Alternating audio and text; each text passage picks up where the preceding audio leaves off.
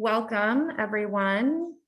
As we are waiting for the virtual room here to fill, I will say hello and welcome to the Zero Emission Vehicle and Clean Transportation Investments briefing to detail the governor's proposed 2022-23 budget investments on ZEV and transportation. Just gonna give one more minute here as we see the numbers continuing to tick up. Lindsay, could you tell our stakeholders about the photo? It's a beautiful shot. Maybe it looks like it is a charger. It looks like that is a electric vehicle charger among the types we will be investing in as part of this historic budget. So thank you, Lauren. Love it. The Golden State sunshine in the back. It's great. Beautiful image.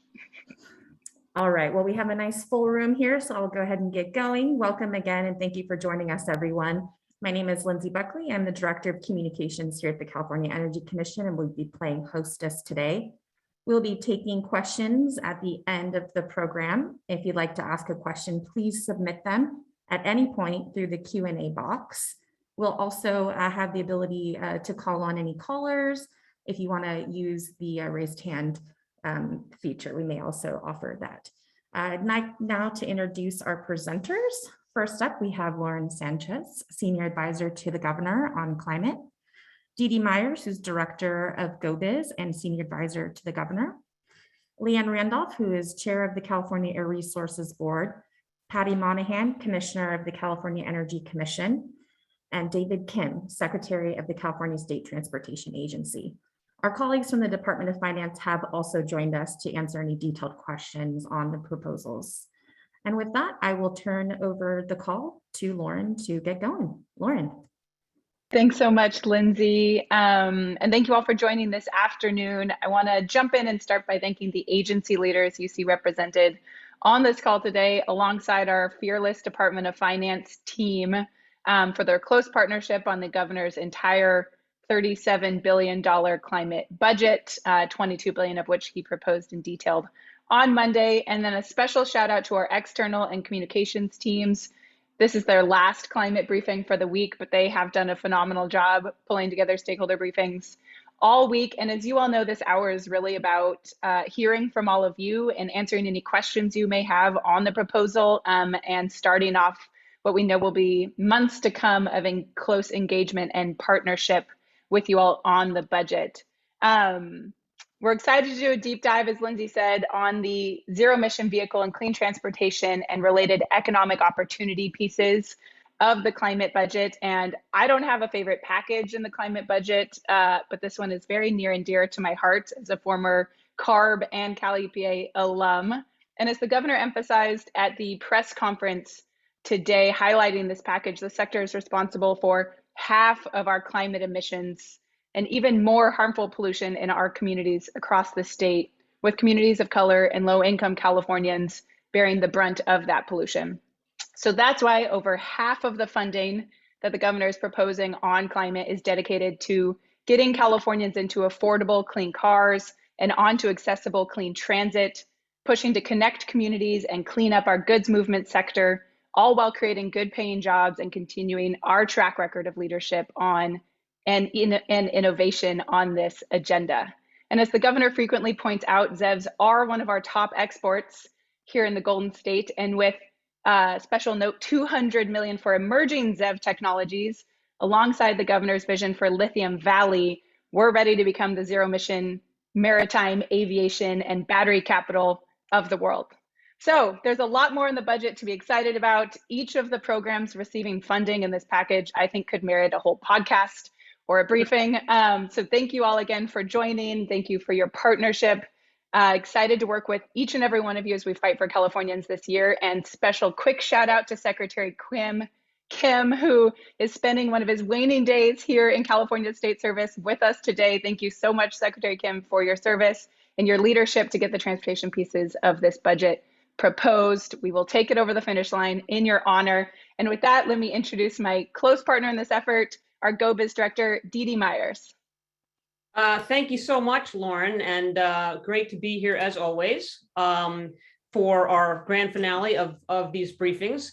As you all know, as Lauren mentioned, not only did the governor roll out his package earlier this week, he doubled down on the transportation components in Santa Clara County earlier today. So excited about that. Sorry, I'm having a little screen problem here. Anyway, look, there's a lot of numbers in the budget because that's what budgets are about. And our colleagues at CARB and CEC and CalSTA will highlight a lot of those. What I'd like to do briefly is put those numbers into context. So last year's $3.9 billion three-year commitment set us on a path to do a number of big things. Close the 2025 light-duty infrastructure gap for both plug-in and hydrogen, greatly reduce access to ZEV for low-income drivers, and enable the adoption of over 1,000 zero-emission drayage trucks, 1,000 transit buses, and 1,000 school buses, among the other multi-sector investment. This year's budget does even more. It targets $6.1 billion over the next 4 years on a number of pivotal market segments, which brings the 5-year total to $10 billion with a focus on driving equity and scale. So very excited about that. The proposed passenger vehicle investments are a key example. A significant and meaningful percentage of the more than $1.5 billion in investments are focused on low-income drivers and residents through purchase support and deep investments in infrastructure. Our proposed investments in medium and heavy duty will deeply expand zero-emission drayage, transit, and school bus adoption, enable substantial zero-emission opportunities in the ports, and give California the tools it needs to continue to be leading for economic development, the leading economic development hub for key emerging zero-emission opportunities like maritime, rail, and aviation. Finally, it's important to point out substantial investments in community-driven mobility improvement, which you'll hear more about from CARB as well as CalSTA, and the governor's proposed $9.1 billion in investments in transportation. All these segments tie directly back to our collective ZEV market development strategy, which we manage at GoBiz. That organizes our efforts around 4 key pillars of the ZEV market: vehicles, infrastructure, end users, and workforce. The vehicle and infrastructure investments are relatively straightforward, and our workforce investments are housed in the labor chapter, so you can find them there. But basically, our ongoing commitment is to make these programs seamless and accessible to the end user. That's the goal, giving California residents, workers, and business owners every reason to say yes to zero emissions vehicles. So with that, I'd like to turn it over to CARB to talk about our vehicle and mobility investments. Thanks, and over to you, Chair Randolph. All right, thank you so much, Dee Dee. As Dee Dee noted, this budget proposal provides substantial investments in community-driven projects and support for our low-income consumers, and it makes transformational investments in the medium-duty, heavy-duty, and off-road sectors. And you'll see these numbers on the screen, and it's kind of amazing to think that the numbers highlighted in this slide are just the investments that CARB is going to be working on. So the administration-wide investment and coordination is really stunning, the scale of this work, and it's just really exciting. And it builds on successful existing programs that the governor and the legislature supported in last year's budget. And it greatly expands innovative mobility pilot programs that have demonstrated both on-the-ground success and a broad statewide demand. And this additional funding can now address that demand. Together, this funding will greatly support CARB's efforts to ensure that the state meets its equity, clean air, and climate goals. $419 million is proposed to support existing sustainable community-based transportation equity projects that expand clean transportation options and reduce vehicle miles traveled and increase access to zero-emission mobility in low-income communities. We anticipate that these funds could support over 100 communities, and these locally driven projects continue CARB's effort to address critical mobility needs identified by community-based organizations and residents who are the ones working on the front lines to lift up priority populations. This includes legacy projects like Clean Mobility Options, the Sustainable Transportation and Equity Project, clean mobilities in schools, and the projects that provide planning and support. With this 4-year proposal and the public process that will accompany it, CARB is considering the development of a pilot program to incentivize and reward transportation agencies for expanding transportation choices that reduce reliance on vehicles in line with our state's climate and equity goals. Eligible projects could include transit, active transportation, micro-mobility services, car sharing, van pooling, and other innovative investments that reduce our dependence on driving. The budget's proposed investments in zero-emission vehicles and infrastructure reflect the administration's commitment to ensuring that the transformation of the light-duty sector is conducted equitably and ensuring that our most disadvantaged communities have access to clean vehicles and alternative mobility options. Building upon the $250 million provided in the 2021 ZEV package to take clean cars for all statewide, this proposal lays out an additional $256 million that will continue to support low-income consumer purchases of cleaner technology via programs such as Clean Cars for All, financing assistance, and other equity projects focused on low-income vehicle ownership. The funding will provide assistance to more than 100,000 low-income families through a range of programs.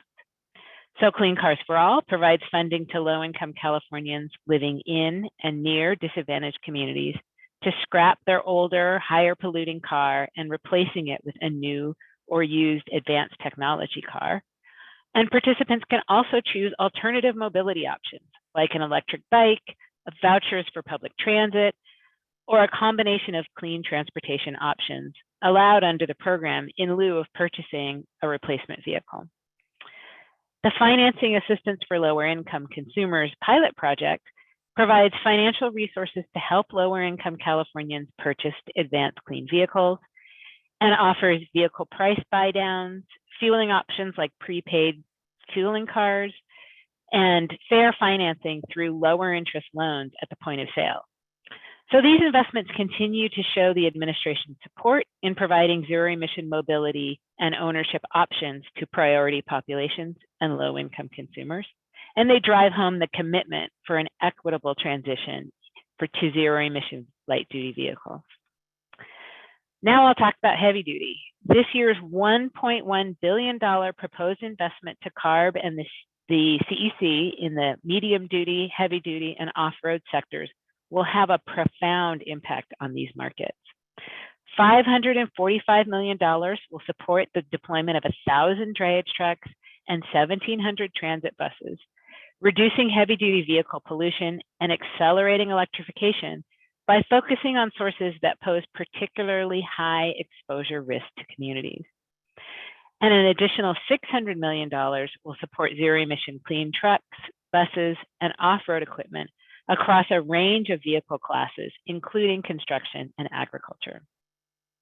$250 million is targeted to port electrification, leveraging both batteries and fuel cells, and continuing our work to clean the air in port-adjacent communities. And all of these heavy-duty investments will also leverage the complementary infrastructure investments that my colleague, Commissioner Monahan, will be discussing shortly.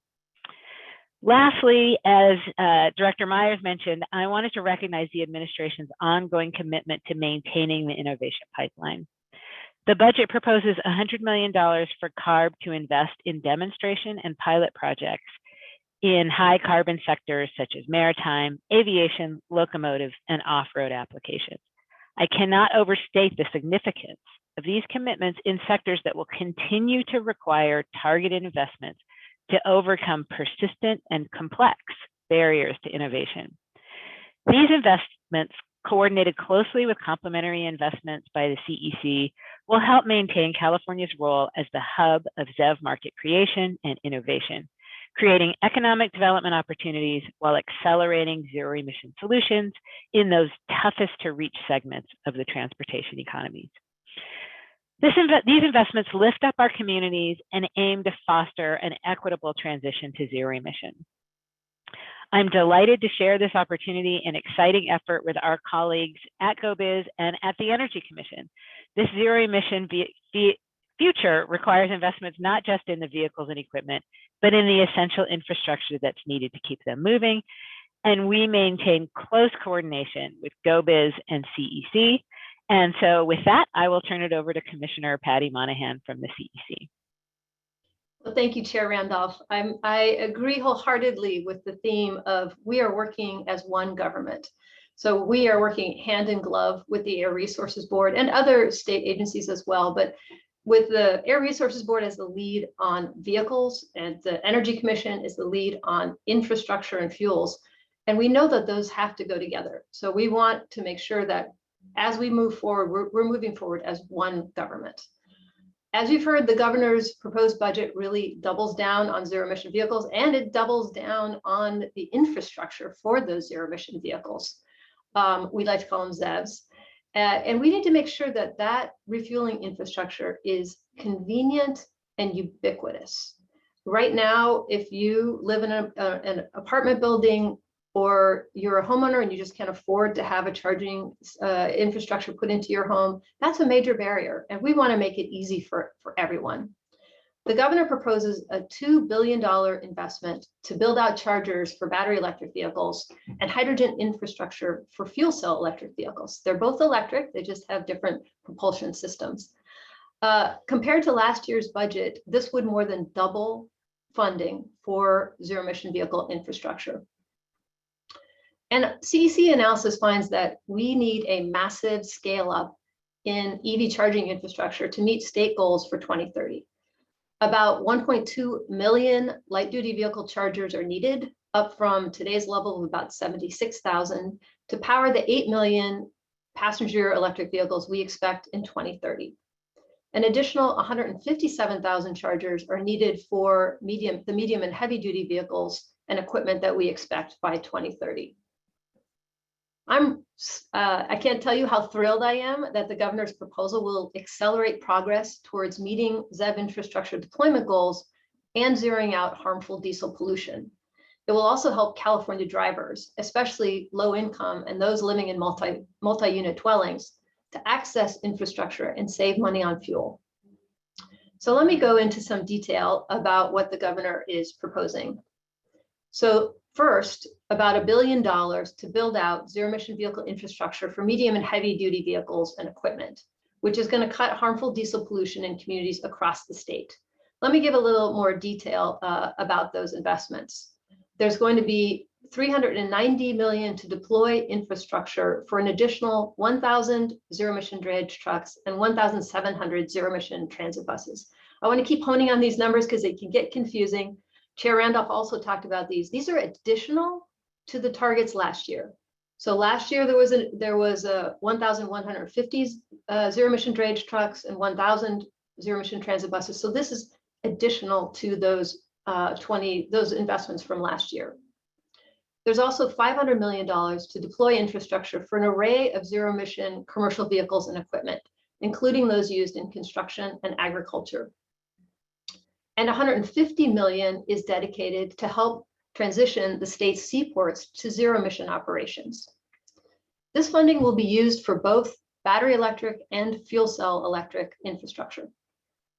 The second major funding category is infrastructure for battery electric passenger vehicles, with a focus on increasing access for low-income drivers and priority communities. The proposed budget would allocate $900 million to expand affordable, convenient, and equitable charging infrastructure. Let me give some specifics. $600 million would be used to deploy a statewide network of public chargers. We know that not everyone will be able to charge at home, and therefore we're proposing a broad network of high-powered fast chargers to create access for all Californians. We expect this will result in about 5,000 additional direct current fast chargers. We're going to rely on the best available science to inform these investments to increase access, especially by lower income families. There will also be the first ever statewide equitable incentive program that will provide funding for EV drivers who need financial assistance for at-home charging installations. $300 million is dedicated to this new grant program. And finally, the governor proposes $100 million for ZEB infrastructure for emerging technologies and hard to electrify sectors. As Chair Randolph said, maritime, aviation, rail, and other off-road applications. It will also support vehicle grid integration at scale. So as electric vehicles are deployed, we want to make sure they are good citizens of the grid and capitalize on the potential for them to actually help our grid get cleaner, help cut electricity costs for all consumers.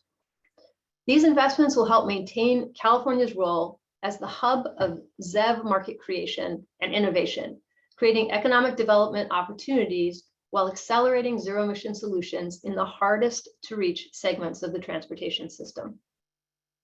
So I really look forward to working with Chair Randolph and the Air Resources Board, as well as GoBiz and other state agencies, to make sure that as ZEBs hit the road, there's infrastructure available to refuel them. So now I'm going to pass the baton on to California State Transportation Agency Secretary David Kim. Thank you very much, Commissioner Monahan. Thought I would build on the ZEB package a bit further. The governor's budget includes a $9.1 billion transportation infrastructure package that fully aligns with our climate goals by reducing our dependence on driving, and it also positions us to compete for significant federal funding through the Infrastructure Investment and Jobs Act, also known as the Bipartisan Infrastructure Law. The governor's proposal does a number of things. First, it advances rail and transit projects throughout the state, including our electrified high-speed rail project. It helps complete priority projects that seamlessly move people throughout the state, and it improves safety and access for bicyclists and pedestrians. These investments will create thousands of jobs, accelerate new investments to modernize existing transportation options, and support clean transportation projects that address climate change and equity. And just to get into a bit more detail, the proposal calls for significant general fund and bond fund investments, including the following items: $750 million to advance active transportation projects that expand walking and biking networks and increase the safety and mobility of pedestrians and bicyclists, as well as address equity through projects that reconnect communities that have been harmed by decisions of the past and prioritize the movement of cars over people. We're going to work with local and regional entities, and project types could include conversion or capping of urban freeways to free up additional space for affordable housing. The budget also includes $4.2 billion in Prop 1A bond funds for high-speed rail construction in the Central Valley and to move us closer to launching service between Merced and Bakersfield. There's also $3.25 billion for high priority transit and rail projects in Southern California and statewide. These projects will improve rail and transit connectivity between state and local or regional services and provide mobility options and reduce GHG emissions. And $400 million for climate adaptation projects that reduce risk to infrastructure from extreme weather events. Finally, I want to point out that the budget embraces the vision of the Climate Action Plan for Transportation Infrastructure, or CAPDI, that CalSTA finalized this past July. This is a transformative framework for aligning transportation spending with our climate, public health, safety, and equity goals. And quite frankly, if we are going to substantially reduce GHG emissions from the transportation sector, we've got to go all in on ZEVs and at the same time make significant investments that advance clean transportation options and reduce our dependence on driving. The governor's budget funds programs and projects that will help us meet these goals, as well as put us in a very strong position to compete for significant federal investment through the bipartisan infrastructure law. So with that, thank you very much. And it's now my pleasure to hand this back to the governor's senior advisor on climate, Lauren Sanchez. Oh, thank you very much, Secretary Kim. This is Lindsay Buckley again.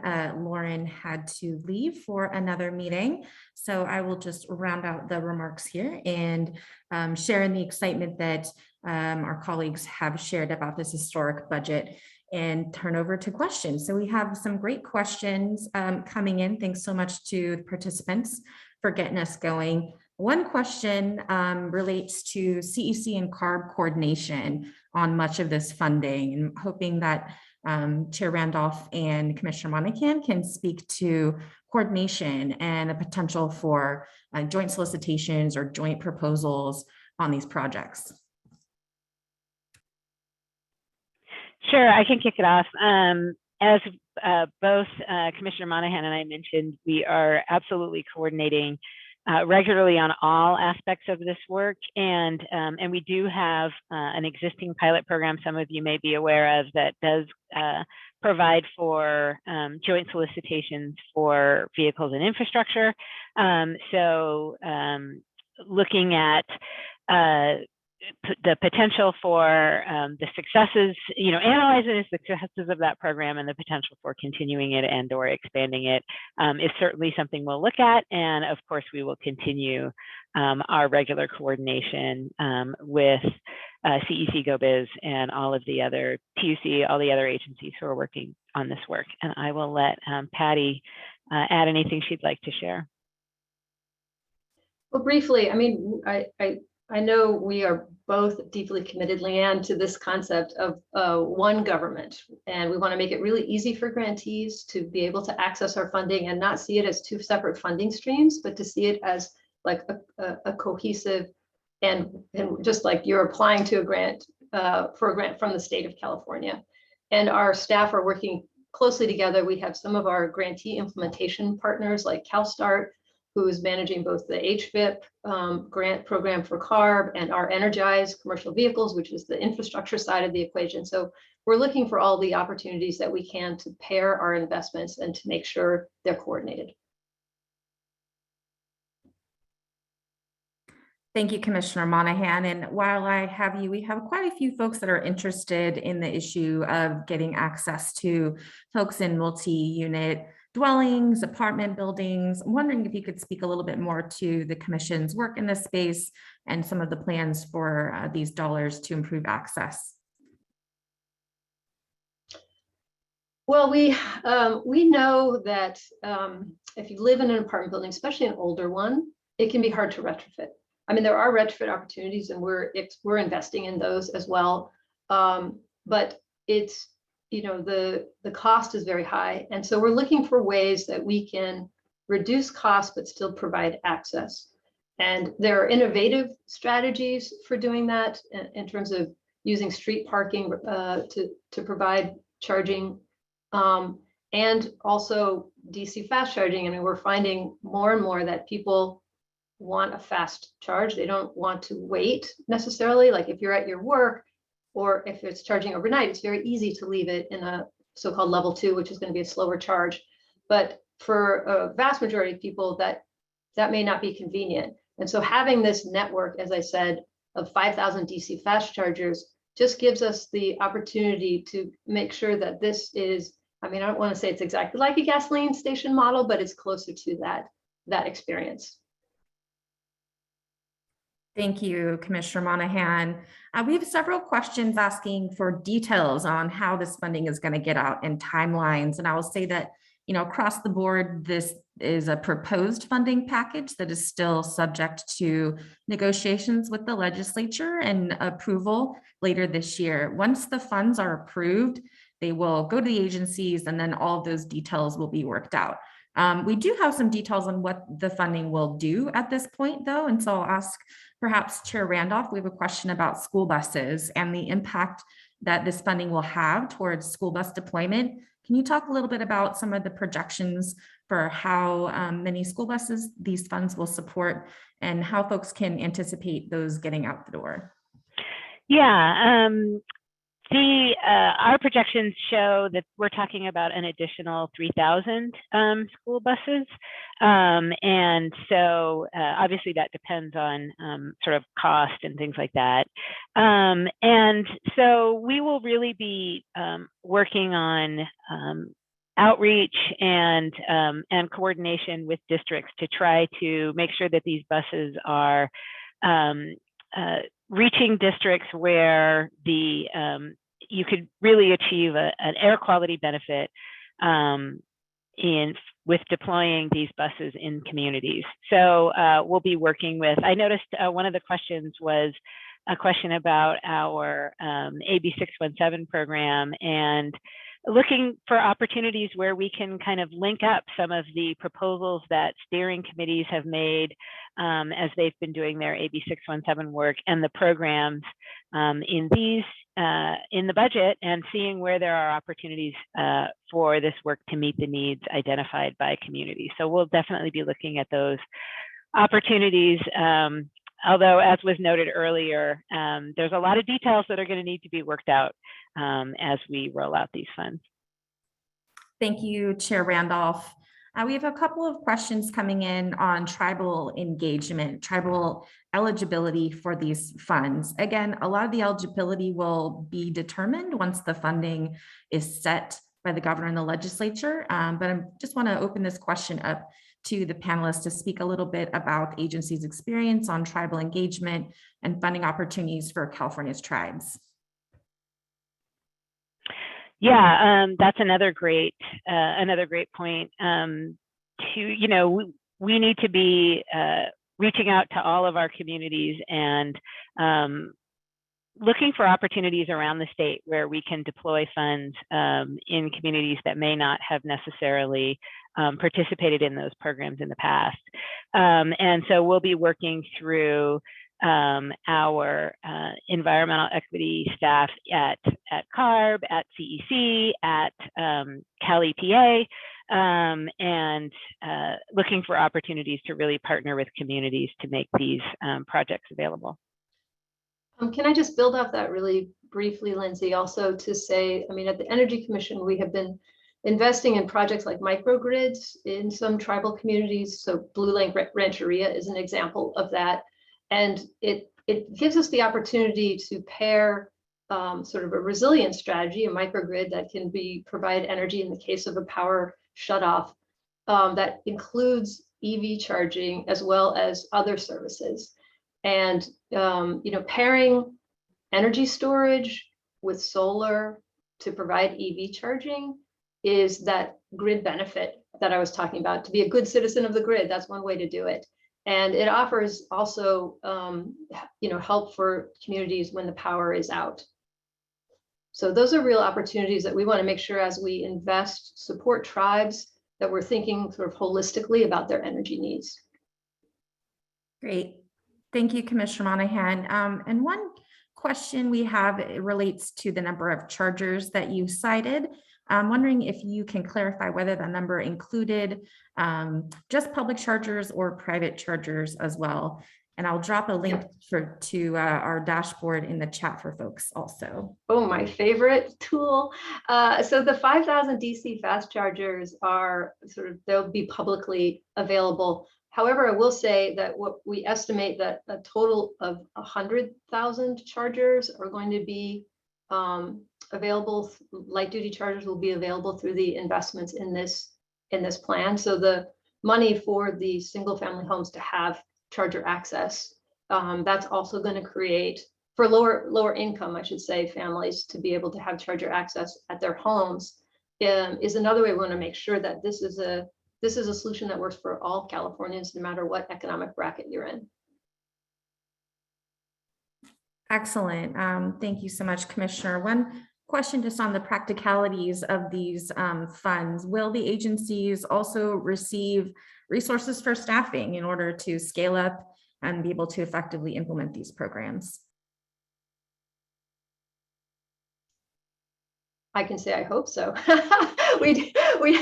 There are definitely some economies of scale with our pre-existing, but this level of investment will need additional staff. We'll also need partners to help us distribute this funding wisely.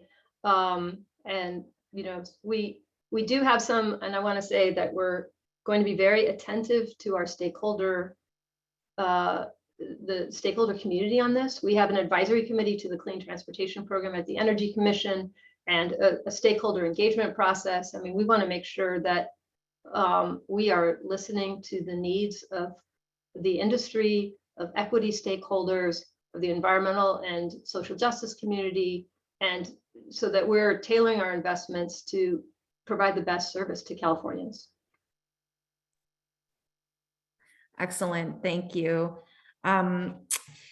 do you want to also recognize we have a number of questions on hydrogen refueling infrastructure? I know Commissioner Monahan, you've had quite a bit of airtime here, but that is your area. Once again, hopefully maybe you can speak to the investments on hydrogen and how this plan may relate. So the plan as I said, zero emission vehicles are both battery electric and fuel cell electric vehicles. And in the hydrogen space, I mean, we're really envisioning the medium and heavy duty infrastructure funds. Some of those will go towards hydrogen. I think there's a lot of applications. We're seeing an interest, especially like in transit buses and some port operations where the duty cycles of electric vehicles and just some of I think the refueling advantage of hydrogen really works well. So we want to make sure that our investments support a variety of zero emission vehicle technologies. I want to make clear on the light duty side, this funding is all for EV charging, where we're seeing a huge gap today in the market. Right now, with the investments that we have planned, we should have 200 stations by 2026, 2025, 26 or so, which will be 4 times more capacity than the industry projects. So I think in the near term, at least on the light duty hydrogen infrastructure side, we are invested to support the market. We also, though, I want to emphasize that we want to make sure that the hydrogen delivered, that there's a consistent hydrogen supply. So our plan is to invest in some hydrogen supply through another source of funding, the Clean Transportation Program. And thank you, Commissioner Monahan. Chair Randolph, you mentioned the question on AB 617. I just want to give you an opportunity to elaborate on how these funds may interact with that program, or how a strategy might be developed to help to direct some of these funds to advance the work that's being done through AB 617. I think the work of the AB 617 steering committees will really provide us with an opportunity to identify where the community asked for zero emission vehicle solutions, and then we can link up the existing programs. Because for the most part, the funds that CARB is going to be administering are going to existing programs and scaling up. And so it'll allow us to be able to say, oh, these communities here identified zero emission heavy duty vehicles or light duty vehicles as a strategy, and making sure that we are linking that up and doing the best we can to make sure that there are applications and solicitations into the programs from those communities. Excellent. Thank you so much, Chair Randolph. We do continue to have some questions in the chat specific to just asking for additional detail on the funding proposals, which we are glad to provide as a follow-up. We have that funding broken down, and also again on the program specifics that we can follow up on. But at this point in the program, I think we're going to go ahead and wrap it up. So I'll open it up to the speakers if you have any closing remarks. I'll just note, I did see a question in the Q&A about alternative mobility other than vehicles. And as I mentioned in my opening comments, that there are $419 million focused on programs for alternative ways of moving around that are not just individual vehicles, and that are transit, electric bikes, car sharing programs, lots of really opportunities for community-based solutions to provide cleaner mobility in the state. So really looking forward to continuing to build on those programs and build on their success.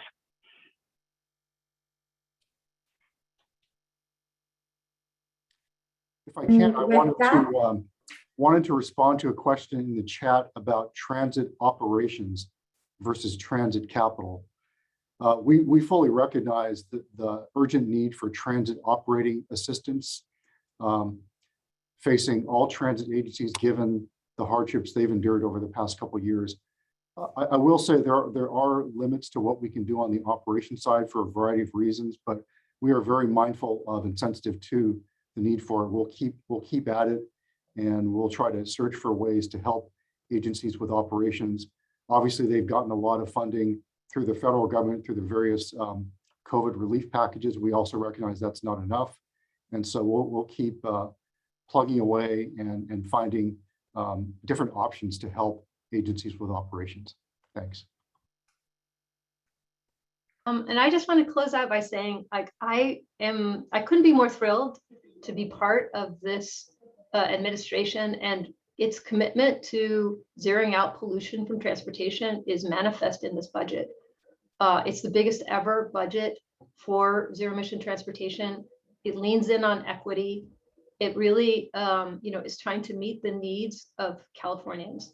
And so I just want to say, I look forward to engaging with more stakeholders on this. And this is the opening salvo. This is the beginning of a process, and the stakeholder community is like so critical to all steps of this process. So thanks for participating in this, and I look forward to more conversation with you. Okay, well, with that, we will go ahead and close the webinar. I'd just like to, again, acknowledge the work ahead as we continue to negotiate with our legislative partners on this exciting package, and also just make a plug for recordings that are available of this week's briefings if you'd like to dive in further on any of the subjects that you may have missed. And with that, I will thank all of our panelists and thank everyone for joining us today. Have a great afternoon. Okay.